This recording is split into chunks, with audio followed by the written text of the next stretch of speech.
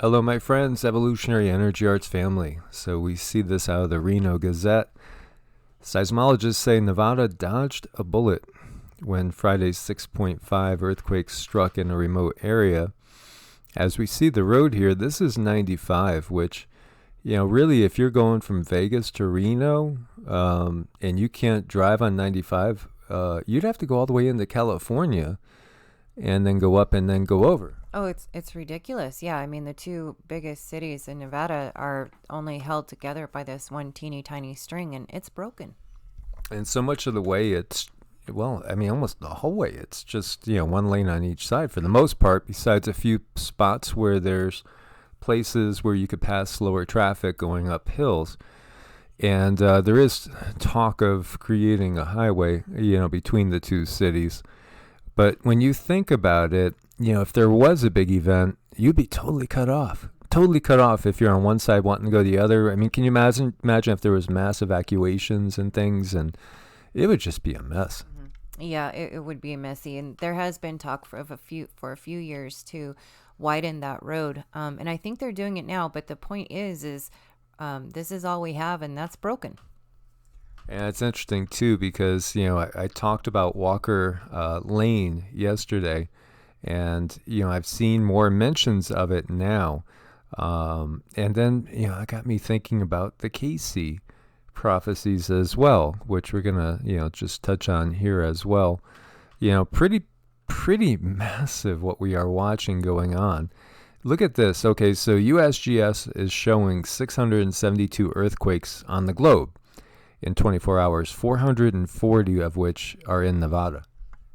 Yeah, I mean that's pretty heavy duty. And not typical at all. I would say, California and Alaska seem to see the most quakes on a consistent basis. Alaska always has swarming. California always has swarming going on as well. And so many of them are very, very small. Nevada, on a typical day, might have anywhere, from a couple up to maybe a dozen. But we have seen some swarms, as I was saying before, around Carson City. And we did see swarms in this area as well, Tonopah and Goldfield area. And of course, as we were saying, we saw swarms around Mono Lake and down into Mammoth Lakes as well. And just look at the density of this. This is just, incredible when you look at it. It's massive. And as we were talking about Walker Lane, which if it did go, and of course the scientists will tell you it very well may go, but it's going to be millions of years, slow, gradual process. Of course, that's how they put it. But if it did go, it would fulfill what many have seen. The Joe Brandt prophecy we talked about. Of course, Edgar Cayce has spoken about it as well. There's been many. And, as I've quoted before, the Tool song, "See you soon in Arizona Bay." You got to wonder, because from here in the Gulf of California, I should say, it would kind of split on up and scoot right through this area. And, Nevada again would become, you'd have some oceanfront land. Kind of cool. Well, yeah. Yep. Will it happen in our lifetimes? Who knows? But when you look at a swarm like this, it makes me feel like there are major changes underway. And then again, when we looked at so many of the earth changes maps, Nevada and most of Utah, as well as, a large part of California is all underwater. California basically becomes, a series of islands that would probably be absolutely gorgeous after everything settles down. Yeah, only after things settle down, but I don't even like to imagine that really. No, obviously not. But, as we know, Mother Earth's going to do what she has to do. Right now, all we have is 4 quakes up there in Idaho. Utah is silent. So, perhaps all the energy is being expended over here right now. And, still wondering when we're going to see some activity up here in Cascadia. But there's a lot of things going on. Like, for one, the Great Lakes are higher than they've ever been. and we're not sure what will happen next. And what's interesting too is, you know, the swings are extreme, and the swings up here are extreme as well. So you're seeing massive amounts of erosion. We've seen meteo tsunamis, that's wind-driven tsunamis, up in the Great Lakes as well. The storms are super intense. There's been incredible flooding. And all this reminds me of Cayce's prophecies as well. And, you know, the seesaw here, you know, going back to 1860, when the U.S. Army Corps of Engineers started taking monthly averages of water levels. Based on the measurements, the lakes have stayed within a modest 6-foot range of their typical levels, but the pattern demands closer attention. Since September 2014, the planet's largest collection of fresh water has broken and rebroken most of its long-term records. Last June and July, Lake Superior, Erie, Ontario, and the 6th Great Lake, St. Clair, all surged above century-old highs. Meanwhile, Michigan and Huron hit new peaks this April, after an unusually wet winter pushed their new levels 3 feet above monthly average. And what did we have before that? And they're talking about just how complex the Great Lakes are. The whole system is super complex. So the recent string of record highs relates directly to the extreme ice cover from 2013, 2014, and 2015, says Greg Mann, Science and Operations Officer at NOAA. Competing atmospheric processes like evaporation and precipitation usually keep the Great Lakes system in equilibrium. But when one of those reactions doesn't go as planned, the water builds up too quickly. And that's what happened during the 2014 polar vortex, when the region froze over and evaporation took a hit. Months later, the ice thawed into the lakes just as the heavy spring rains arrived. And so it's fascinating because, you know, the period right before that, they were having the opposite problem, and it was record lows. You know, so it's interesting how, you know, one extreme often will follow the other. Mm-hmm. It's interesting to watch that pendulum. It is a pendulum. So, talking about Cayce's predictions, a 1930s prediction seems particularly ominous. He predicted that in the 21st century, extreme warming in the Arctic would cause oceans to rise. And when we look at total Arctic sea ice volume, it is at the lowest since 2003, and it's been getting lower the last couple of years. It started to go upwards 3 years ago, and it did get thicker, but then since then it's been rapidly losing. And again, there's conflictory data coming out from different places. You could always kind of skew things. You know, data, you know, can be used to, you know, kind of support any sort of thesis. You could always, you know, just isolate this little piece. Okay, well, let's just look at this 3-month average. You know, they could always manipulate things like that to pursue an agenda. But when you look at like what some people, and I'm one that thinks that Cayce was a genuine, honest person. I really do think that he feels like he was a good soul, and he did a lot of healing for people, and I think he really was tapped in. Oh yeah, he definitely was, because he had a lot to lose. He cringed when he heard the things that he would channel, because it went against his grain, against his fundamentalist upbringing. Exactly. You know, and then talking about things like Atlantis and reincarnation and archangels and things like that. You know, it's interesting though, because, you know, so much of this is man-made dogma, and when we get to the other side, there's it's just different. You know, it's more pure, and, you know, all the dogma kind of disappears as, you know, we're just concerned with life and with you know, bettering people's lives and warning them when things, you know, are going to be a problem, going to be an issue. So he said in the 21st century, extreme warming in the Arctic would cause oceans to rise with volcanic eruptions and earthquakes, causing a shift in the continents on their tectonic plates, which has happened in the past, tropics becoming Arctic and vice versa. He actually drew a map of the U.S. after the event, which shows California disappearing into the sea. Florida and many southern East Coast states will be at least partially underwater as well. In those maps, you see like in South Carolina, the coastline goes all the way up to, like Columbia, which is the capital and is a good 90 minutes away from the beach. But, when you look at it, it's been that way before because it's all sand there. It's all sand. It's like beachfront property there. It's been there before. These patterns do repeat. Yeah, they repeat and repeat. So New York City will be submerged and new land masses will rise in both oceans and the Great Lakes will converge into a single river, causing unimaginable destruction. Japan would be completely submerged. And there is geographical evidence of similar tectonic events in the past. Seashells and marine fossils found in deserts. And we've shared that with you guys, how we found sponges, and fossilized sponges, fossilized coral, and fossilized clams. Yeah, the clam thing was interesting. That was really cool. And, there's no way these things are millions of years old. I'm thinking maybe hundreds, but not millions. Yeah, could very well be, since they don't tell us everything about our history, or they kind of guide us by telling us what they want us to know with our history. And we found these things in areas that are, 2,500 to 3,000 feet above sea level.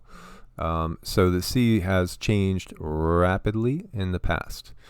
And as we were saying, you got mountaintops even, and we have undersea deserts and mountains. It's all very, very foreboding. It just shows how quickly things can change. And then, of course, we have the grand solar minimum. The sun has entered its lockdown period, which could cause freezing weather, famine, increased earthquakes, and catastrophic volcanic eruptions. And when you look at it, last year, there we go. So NASA scientists fear it could be a repeat of the Dalton minimum, which happened between 1790 and 1830. And some think it's going to be even more severe than that we're going much farther back, perhaps all the way back to 500 AD. And we shall see how bad this gets, or how intense it gets. But temperatures plummeted by up to 3.6 degrees Fahrenheit over 20 years, which devastated the world's food production. And of course, we got so much going on right now that's devastating the food production. And then, of course, we have the plague upon the land, which is just making everything so much worse. So April 10th, 1815, the second largest volcanic eruption in 2,000 years happened. Mount Tambora in Indonesia, killing at least 71,000 people. And that led to the year without a summer in 1816, also nicknamed 1800 and froze to death when there was snow in July. So far this year, the sun has been blank with no sunspots 76% of the time, a rate surpassed only once before in the space age, which was last year. So, interesting. And we have a short-lived but high-level eruption at Ibu, and this is in Indonesia, 45,000 feet. High-impact eruption to 46,000 at Semeru in Indonesia.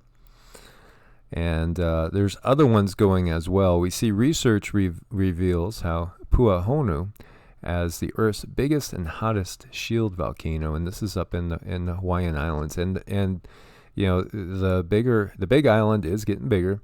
There's a lot of activity there too, and if we just jump over to take a look, it feels like we're going into a new cycle again. Just 17 quakes right now. I've seen more in the past. And, you have Kilauea, and then we have Mauna Loa and Mauna Kea. And going back through timeline, these things have progressed. As we were talking about, all these islands, are part of a plume. They were all made by a plume. And they're going to keep continuing. Because, now the direction might change depending on when we get that shift. But if we look at the bigger picture here, to me, as I said yesterday, and I've said this before, this looks like we had a crustal displacement event because the plumes stay in one spot for the most part, and the crust shifts. And that looks like a pretty major event right there. And I think we'll probably have one again, and maybe it'll come and correct and come down this way. We'll see. But there is a lot of talk about new land that's going to rise in the Pacific in various areas, and we see an awful lot of volcanic activity going off the Cascadian coast. I would not be surprised as well if there ends up being a new landmass up here off of the Pacific Northwest, as well as, this was once a continent down here. And we've talked about that before, where New Zealand is. And you could just look and you could see the outline of what was another continent right there. And probably will be another continent again. So Mauna Kea has been grumbling. And, Mauna Kea is older. But it doesn't mean that it can't go again. But more than likely, there's magma deep under the surface that's moving. And so, ultimately, we're going to have another Hawaiian island. That sounds exciting. Yep. Yeah, I mean, it is exciting. We're in a scary time because the changes are scary. It's just like being on a roller coaster ride. But ultimately, if you look at all the prophecies, what happens is the earth is renewed. The system this destructive system is gone. And we ultimately enter a golden age for those that make it through the times. Yeah, it'll be difficult, but we have to get healthy. I believe it lies within each of us to do that. Yeah, and we are most definitely purging. Sabancaya has been erupting up to 24,000 feet as well. And this is always interesting. The moon's mysterious disappearance 900 years ago finally gets an explanation. So a series of forgotten volcanic eruptions could explain accounts of the moon vanishing in 1110 AD. That's really curious. Now, the thing is, if it was just obvious clouds, why would the people make note of it? But, but that's basically interesting. This is live science, which ultimately is a mainstream site. And so I always look at these things like, okay, what are they trying to tell us, Mm-hmm. Yeah, because there's always reading between the lines. So 1110 was a disastrous year. Torrential rainfall damaged crops, famine stalked the land. And if that wasn't bad enough, on one fateful night in May, the moon simply vanished from the sky. That's weird. On the fifth night in the month of May appeared the moon, shining bright in the evening. Afterwards, little by little, its light diminished. An unnamed scribe wrote in the Anglo-Saxon manuscript known as the Peterborough Chronicle, as soon as the night came, it was so completely extinguished withal, that neither light nor orb nor anything of it was seen, and so it continued nearly until day, and then appeared shining bright and full. Clouds weren't the problem. If they were, he wouldn't go on to describe how bright and how twinkling the stars appeared, while the moon faded from view. And it wasn't being eclipsed. It was as if the orb became a coppery blood moon, perhaps. But that's a suggestion, because it doesn't state that. So, I think here they're trying to say that it was volcanic eruptions that made it such a deep red it almost looked like it just disappeared into the backdrop of the sky. But, that gets me thinking about some of the other stuff. Such as, I've touched on this before. The period when the earth was moonless is probably the most remote recollection of mankind. Democritus and Anaxagoras taught that there was a time when the earth was without the moon. Aristotle wrote that Arcadia in Greece, before being inhabited by the Hellenes, had a population of Pelagesians, and that these aborigines occupied the land already before there was a moon in the sky above the earth. For this reason, they were called proselenes. Apollonius of Rhodes mentioned the time when not all the orbs were yet in the heavens, before the Danae and Deucalion. Now, the Danae, it's interesting, and it gets me thinking of the Tuatha De Dan and those beings that we think of Well, I mean, you could almost see how you could view them in a light as if they were elves, quote unquote, in some respects, or perhaps they were what Robert Seffer would call Cro-Magnon from Atlantis, perhaps. Very curious. It's very, very curious, and we're talking about humans, and not too long ago. We're talking not too long ago. So, what is the moon when you get down to it? What really is the moon? And it's abnormally large for our planet. We haven't seen any other moons that are the same proportion with the Earth's moon. It really gets you wondering. It is curious. And this is interesting, when I was studying herbs, I learned that women cycle with the moon. And I didn't know that. That was interesting. Yeah, there's a lot to it. There really is. So Apollonius of Rhodes mentioned the time when not all the orbs were yet in the heavens before the Danai and Deucalion races came into existence, and only the Arcadians lived, of whom it is said that they dwelt on the mountains and fed on acorns before there was a moon. Plutarch wrote in the Roman Questions there were Arcadians of Evender's following, the so-called pre-lunar people. Similarly, wrote Ovid, the Arcadians are said to have possessed their land before the birth of Jove. And Jove, Jupiter, and Arcadia is a section of, as we were talking about, there's Arcadia in Greece, and the thought is too, many of these people came and populated Italy, and what is Italy now, and some of them might have been some of the first Romans as well. It's very fascinating. It really is to look at this. Look at all these big names, right, that have written so much classic literature talking about this. It really is amazing. So the folk is older than the moon. Hippolytus refers to a legend that Arcadia brought forth Pelagus, of greater antiquity than the moon. Lucian, in his astrology, says that the Arcadians affirm in their folly that they are older than the moon. And, there's more and more and more, and there's some Native American tribes that say the same thing.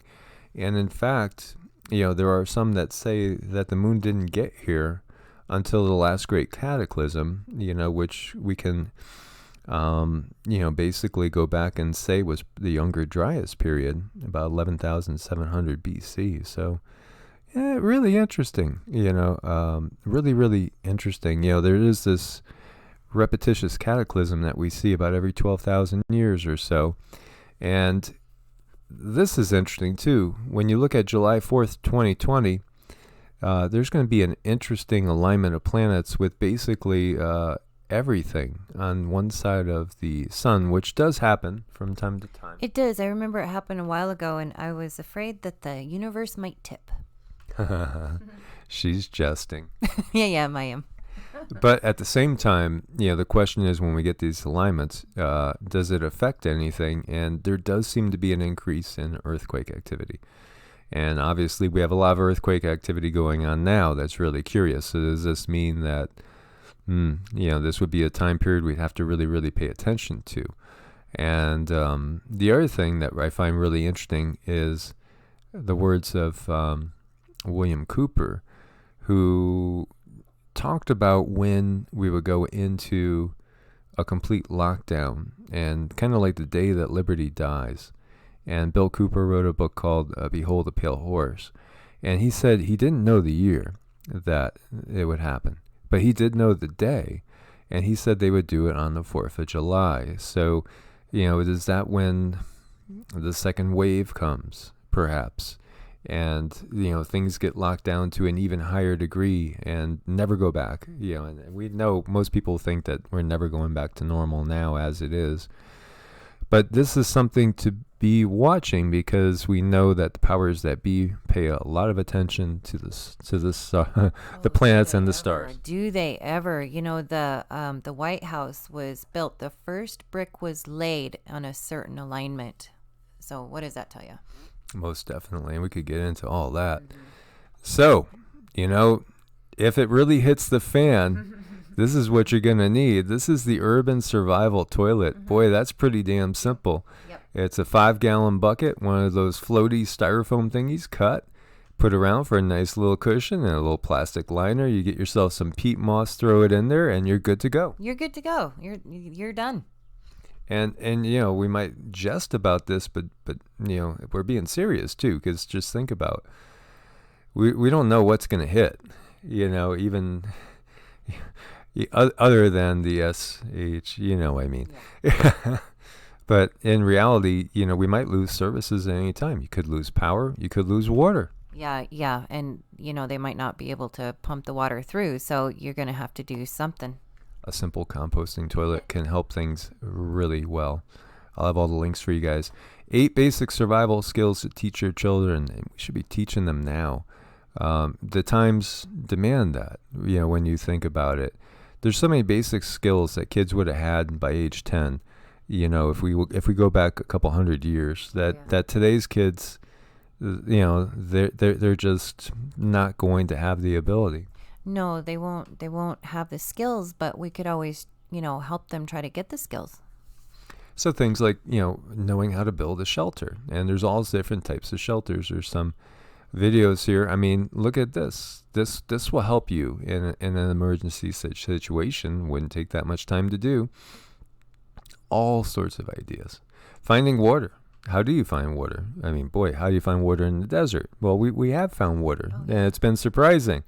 Yeah. We've done a lot of exploring, and then all of a sudden, you see a green patch, and you recognize, well, if it's unusually green over there, we should go check it out. And then, lo and behold, there's an underground spring that maybe is just bubbling up a teeny bit. But these are the things that the natives understood, and that's why they were able to survive when, for instance, there was whole parties of the Europeans that were coming out here that just died in the deserts because they didn't understand or have those type of skills. Yeah, they didn't know how to find the water, where to find the water, what times of year the water would come up and where, and stuff like that. And as this says, a human can survive weeks without food. I would even venture to say perhaps even months. But only a few days without water typically, though I do have a friend that does a week's dry fast on a regular basis, and the doctors would say it's not possible, and I wouldn't recommend it. But I think we're capable of a lot more than we think. And starting a fire, especially if you don't have lighters or matches, foraging for food. I mean, just knowing what's out there. And I hope everybody has a book about the flora and fauna in your area that would be very good sources of food. Using a compass and a map when GPS doesn't work. We've been so spoiled. Basic self-defense. First aid. And think about it too, about like how to survive a bear attack there. That's some scary stuff. First aid. Situational awareness. Just being aware of what's going on around you. Unfortunately, so many of our youth and the adults in these days were just totally unprepared.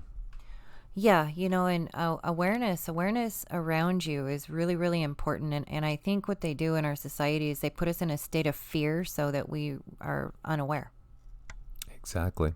So thank you guys so much for your support on Ko-Fi and Patreon. That has definitely helped us keep our head above water in these times of censorship. As always, guys, stay safe out there. Stay prepared. God bless and namaste. God bless and namaste.